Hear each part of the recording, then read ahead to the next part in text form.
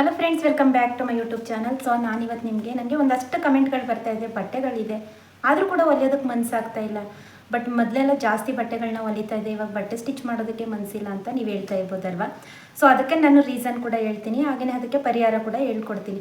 So ಏನು ಗೊತ್ತಾ, ಒಂದು ನಮ್ಮ ಮೈಂಡನ್ನು ಇನ್ನೊಬ್ಬರು ಅದನ್ನು ನಾವು ಏನು ನನ್ನ ಮೈಂಡಲ್ಲಿ ಅಂದ್ಕೊಂಡಿರ್ತೀವಿ ಹೊಲಿಯೋಕ್ಕಾಗಲ್ಲ ಅದನ್ನು ಇನ್ನೊಬ್ಬರು ಸರಿ ಮಾಡೋಕ್ಕಾಗಲ್ಲ ಅಲ್ವಾ. ಸೊ ನಮ್ಮ ಮನಸ್ಸಲ್ಲಿ ನಾವು ಸ್ಟಿಚಿಂಗ್ ಮಾಡಬೇಕು ಅನ್ನೋದು ನಮ್ಮ ಮನಸ್ಸಲ್ಲಿ ಬಂತು ಅಂತಂದರೆ ಬೇಜಾರು ಅದೆಲ್ಲ ಏನಕ್ಕಾಗುತ್ತೆ. ಇವಾಗಂತೂ ಕಾಂಪಿಟೇಷನ್ ಅನ್ನೋದು ಎಷ್ಟೊಂದು ಇದೆ ಅಂತಂದರೆ, ನೀವು ಸ್ವಲ್ಪ ನಿಲ್ಲಿಸ್ತು ಅಂತಂದರೂ ಕೂಡ ಆ ಜಾಗಕ್ಕೆ ಇನ್ನೊಬ್ರು ಕೂತ್ಕೊಳ್ಳೋಂಥ ಸಾಧ್ಯತೆ ಇರುತ್ತೆ. ಸೊ ಪ್ರತಿಯೊಂದರಲ್ಲೂ ಕೂಡ ಅಷ್ಟೇ, ಸ್ಟಿಚಿಂಗ್ ವಿಚಾರದಲ್ಲಿ ಅಂತ ಅಲ್ಲ, ಟೈಲರಿಂಗ್ ಅಂತ ಅಲ್ಲ. ಸೊ ನೀವು ಯಾವುದೇ ಒಂದು ಫೀಲ್ಡ್ಗೆ ಹೋದರೂ ಕೂಡ ಏನಾಗುತ್ತೆ ಅಂತಂದರೆ, ನಿಮ್ಗೇನಾದರೂ ಬೇಜಾರ, ನೀವು ಸ್ಟಿಚಿಂಗ್ ಮಾಡಿಕೊಡಲ್ವಾ, ಸೊ ಟೈಮಿಗೆ ಸರಿಯಾಗಿ ಕೊಡ್ತಾ ಇಲ್ವಾ, ಬೇರೆ ಟೈಲರ್ನ ನೋಡ್ತಾರೆ. ಸೊ ಅಲ್ವಾ, ಹಂಗಾಗಿ ಏನು ಮಾಡಿ ಅಂತಂದರೆ, ನಾವು ಒಂದು ದಿನ ಕುಂತ್ಕೊಂಡು ಯೋಚನೆ ಮಾಡಬೇಕು. ಸೊ ಏನಕ್ಕೆ ನನಗೆ ಅದಕ್ಕೆ ರೀಸನ್ ಕೂಡ ತಿಳ್ಕೊಂಡ್ರೆ ಅಲ್ಲೇ ನಿಮಗೆ ಪರಿಹಾರ ಕೂಡ ಸಿಗುತ್ತೆ. ಸೊ ಏನಕ್ಕೆ ಈ ರೀತಿ ಬೇಜಾರಾಗ್ತಾಯಿದೆ, ಪ್ರತಿಯೊಬ್ಬರಿಗೂ ಕೂಡ ಕಷ್ಟ ಅಂತ ಅನ್ನೋದು, ಹಾಗೆಯೇ ಬೇಜಾರು ಅಂತ ಅನ್ನೋದು ಮನುಷ್ಯನಿಗೆ ತಾನೇ ಎಲ್ಲ ಕೂಡ ಬರಬೇಕು. ಹಂಗಾಗಿ ಏನು ಮಾಡಿ ಅಂತಂದರೆ, ನಿಮ್ಗೇನಾದರೂ ಬೇಜಾರಾಯಿತಾ ಅಥವಾ ಅದು ಏನಕ್ಕೆ ರೀಸನ್ ಏನು, ಕಾರಣ ಏನು ಅನ್ನೋದನ್ನು ಫಸ್ಟು ತಿಳ್ಕೊಳ್ಳೋದಕ್ಕೆ ಟ್ರೈ ಮಾಡಿ. ಸೊ ಒಬ್ಬೊಬ್ರು ಹೇಳ್ತಾರೆ, ಸೊ ಮನೆ ಕೆಲಸನ ಮಾಡಿಕೊಂಡು ಸ್ಟಿಚಿಂಗು ಮಾಡಿಕೊಂಡು ಅಂತ ಎಲ್ಲ. ಸೊ ನಾವು ಕೂಡ ಅಷ್ಟೇ ಅಲ್ವಾ, ನಾವು ಕೂಡ, ನನಗೂ 2 ಮಕ್ಕಳಿದ್ದಾರೆ, ಅವರನ್ನು ನೋಡ್ಕೊಂಡು ಸ್ಟಿಚಿಂಗ್ ಕೂಡ ಮಾಡಬೇಕು. ಸೊ ಮಾಡಬೇಕು ಅನ್ನೋದು ಮನಸ್ಸಲ್ಲಿ ನಾವು ಮಾಡಲೇಬೇಕು, ದುಡಿಬೇಕು. ಇವಾಗಿನ ಕಾಲದಲ್ಲಿ ಎಲ್ಲರೂ ಕೂಡ ಸುಮ್ಮನೆ ಕೂತ್ಕೊಂಡು ಟೈಮ್ ವೇಸ್ಟ್ ಮಾಡೋದು ಬದಲು ಸೊ 10 ಗಂಟೆ 11 ಗಂಟೆಗೆಲ್ಲ ಕೆಲಸ ಮುಗ್ದೋಗುತ್ತೆ. ಸೊ ಸಂಜೆವರೆಗೂ ಕೂತ್ಕೊಂಡು ಮೊಬೈಲ್ ನೋಡಿಕೊಂಡು ರೀಲ್ಸ್ ನೋಡಿಕೊಂಡು ಟೈಮ್ ವೇಸ್ಟ್ ಮಾಡೋದಕ್ಕಿಂತ ಬೆಸ್ಟ್ ಅಂತಂದರೆ ನಮ್ಮ ಟೈಲರಿಂಗ್ ಬಿಸ್ನೆಸ್ಸು ಬೇರೆ ಎಲ್ಲ ಕೆಲಸಗಳಿಗೆ ಹೋಲಿಸ್ಕೊಂಡ್ರೆ ಸೊ ಟೈಲರಿಂಗ್ ಅನ್ನೋದು ಬೆಸ್ಟ್. ಯಾಕಂತಂದರೆ ಟೈಮಿಗೆ ಸರಿಯಾಗಿ ಊಟ ಮಾಡ್ಕೋಬೋದು, ನಮ್ಗೆ ಯಾವಾಗ ಬೇಕೋ ಅವಾಗ ರಜೆ ಹಾಕ್ಬೋದು. ನಮ್ಗೆ ಆಗಲ್ಲ ಸ್ಟಿಚಿಂಗ್ ಮಾಡೋದಕ್ಕೆ, ಇವತ್ತು ಆಗ್ತಾಯಿಲ್ಲ ಅಂತಂದರೆ ಅವತ್ತು ಮಲ್ಕೋಬೋದು ಅಲ್ವಾ. ಹಾಗಾಗಿ ಬೇರೆ ಕೆಲಸಗಳೆಲ್ಲನೂ ಕೂಡ ನೋಡಿ, ಸೊ ನಮ್ಮ ಕೆಲಸನೂ ಕೂಡ ಒಂದು ಸಲ ನೋಡಿ, ಎಷ್ಟು ಬೆಸ್ಟ್ ಕೆಲಸ. ಹಾಗೆಯೇ 1 ಅವರ್ಗೆಲ್ಲ ನೀವು 300 ರೂಪಾಯಿನ ಸಂಪಾದನೆ ಮಾಡ್ಬೋದು. ಸೊ 50 ರೂಪಾಯಿ ನಿಮಗೆ ಲೈನಿಂಗು ಹೋಯಿತು ಅಂತಂದರೆ 250 ರೂಪಾಯಿ. ಸೊ 2 ಅವರ್ಗೆ 500 ರೂಪಾಯಿ ಯಾರು ಕೊಡ್ತಾರೆ ಹೇಳಿ. ಸೊ ನೀವು ಎಷ್ಟು ಕಷ್ಟಪಡಬೇಕು ಅದಕ್ಕೆ ಅಲ್ವಾ. ಅದನ್ನೆಲ್ಲ ಮನಸ್ಸಲ್ಲಿ ಇಟ್ಕೊಂಡು ನೀವು ಯೋಚನೆ ಮಾಡ್ತು ಅಂತಂದರೆ ಖಂಡಿತವಾಗ್ಲೂ ಕೂಡ ನಿಮಗೆ ಸ್ಟಿಚಿಂಗ್ ಮಾಡಬೇಕು ಅನ್ನೋ ಮನಸ್ಸು ಬಂದೇ ಬರುತ್ತೆ.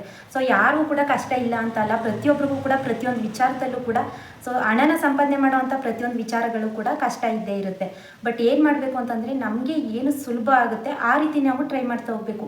ಸೊ ನಿಮಗೆ ಮನೆ ಕೆಲಸ ಮಾಡಿಕೊಂಡು ನಿಮಗೆ ಸ್ಟಿಚಿಂಗ್ ಮಾಡೋದೇನಾದರೂ ಕಷ್ಟ ಆಗ್ತಾಯಿದೆ ಅಂತಂದರೆ ಅಲ್ಲೇನು ಮಾಡಿ ಅಂತಂದರೆ, ಮನೆ ಕೆಲಸನ ಸ್ವಲ್ಪ ಕಡಿಮೆ ಮಾಡ್ಕೊಳ್ಳಿ. ಹೇಗೆ ಅಂತಂದರೆ, ಫಸ್ಟ್ ನೀವು ಅಡುಗೆ ಮಾಡಲೇಬೇಕಾಗುತ್ತೆ, ಯಾಕಂತಂದರೆ ಮಕ್ಕಳು ಇರ್ತಾರೆ. ಸೊ ಅಡುಗೆ ಒಂದು ಮಾಡಿಟ್ಬಿಟ್ಟು ಅದಾದಮೇಲೆ 1-2 ಬ್ಲೌಸ್ಗಳನ್ನ ಸ್ಟಿಚ್ ಮಾಡಿ, ಸೊ ಬೇಜಾರಾಯ್ತಲ್ವ ಅವಾಗ ನೀವು ಪಾತ್ರೆ ತೊಳೆಯೋದು ಆ ಕೆಲಸಗಳನ್ನ ಮಾಡ್ಕೊಳ್ಳಿ. ಸೊ ಅವಾಗೇನಾಗುತ್ತೆ, ಬೇಜಾರಾದಂಥ ಟೈಮ್ನಲ್ಲಿ ಅಥವಾ ನಿದ್ದೆ ಬರೋ ಥರ ಆಗುತ್ತೆ ಅಂತ ಹೇಳ್ತಾರೆ ಒಬ್ಬೊಬ್ಬರು.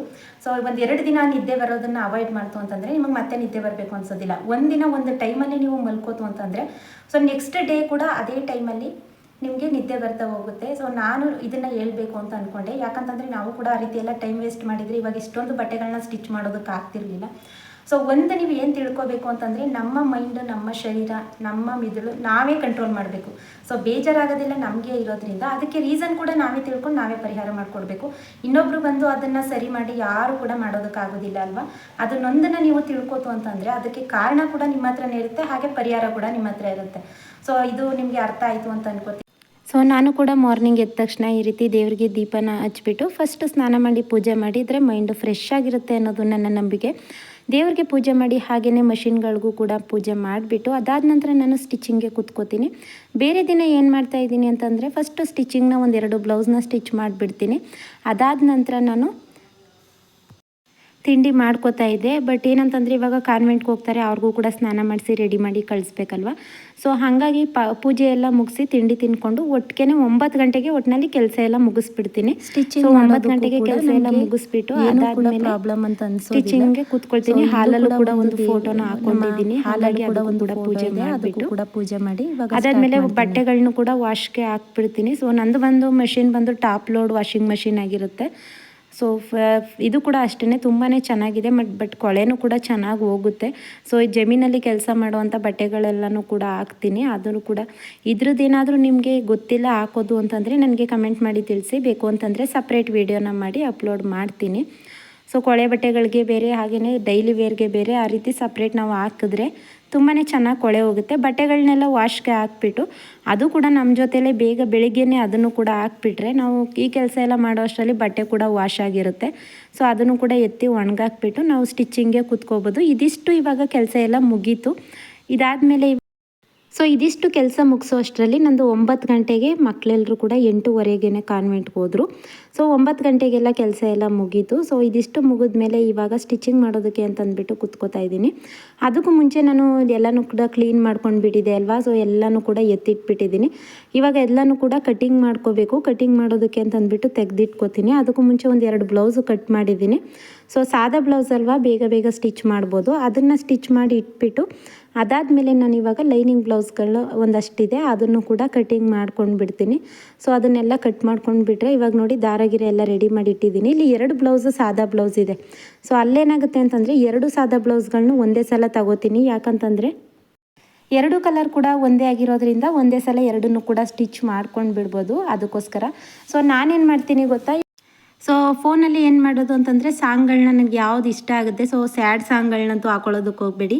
ಯಾಕೆ ಅಂತಂದರೆ ಆ ಸಾಂಗ್ ಹಾಕ್ಕೊಂಡ್ರೆ ನಿಮ್ಗೆ ಇನ್ನೂ ಬೇಜಾರಾಗುತ್ತೆ ಸ್ಟಿಚಿಂಗ್ ಮಾಡೋದಕ್ಕೆ. ಸ್ವಲ್ಪ ಎನರ್ಜಿಯಿಂದ ಬರೋ ಅಂಥ ಸಾಂಗ್ಗಳನ್ನ ಹಾಕ್ಕೊಂಡು ಕೂತ್ಕೊಂಡು ಸ್ಟಿಚ್ ಮಾಡಿ. ರೀಲ್ಸ್ ಅಂತೂ ಯಾವುದೇ ಕಾರಣಕ್ಕೂ ನೋಡೋದಕ್ಕೆ ಹೋಗಬೇಡಿ. ಫೋನ್ ನೋಡ್ತಾ ಕೂತ್ಕೋತು ಅಂತಂದರೆ 1 ಅವರ್ಗೆ ಆಗೋ ಬ್ಲೌಸು 2 ಅವರ್ ಅಥವಾ 3 ಅವರ್ ಆಗುತ್ತೆ. ಸೊ ಹಾಗೆ ನಾನು ಕೂಡ ನನ್ನ ಡೈಲಿ ರೂಟೀನ್ ಇರುತ್ತೆ. ಫುಲ್ ಡೇ ರೂಟೀನು ಒಂದಿನ ಶೇರ್ ಮಾಡ್ತೀನಿ. ಸೊ ಇವಾಗ ಅಷ್ಟು ಟೈಮ್ ಇಲ್ಲ, ಅದಕ್ಕೋಸ್ಕರ ಇನ್ನೂ ನಿಮಗೆ ಬೇಕು ಅಂತಂದರೆ ನನಗೆ ಕಮೆಂಟ್ ಮಾಡಿ ತಿಳಿಸಿ. ನನ್ನ ಫುಲ್ ಡೇ ರೂಟೀನ್ನ ಒಂದಿನ ವೀಡಿಯೋ ಮಾಡಿಕೊಂಡು ನೆಕ್ಸ್ಟ್ ಡೇ ಅಪ್ಲೋಡ್ ಮಾಡ್ತೀನಿ. ಸೊ ನೋಡಿದ್ರಲ್ವ ಎಷ್ಟು ಬೇಗ ಬೇಗ ಸ್ಟಿಚ್ ಮಾಡೋದಕ್ಕೆ ಸಾಧ್ಯ ಆಗುತ್ತೋ ಅಷ್ಟು ಬೇಗ ಬೇಗ ಸ್ಟಿಚ್ನ ಮಾಡ್ಕೊಂಡು ಬಿಡಿ.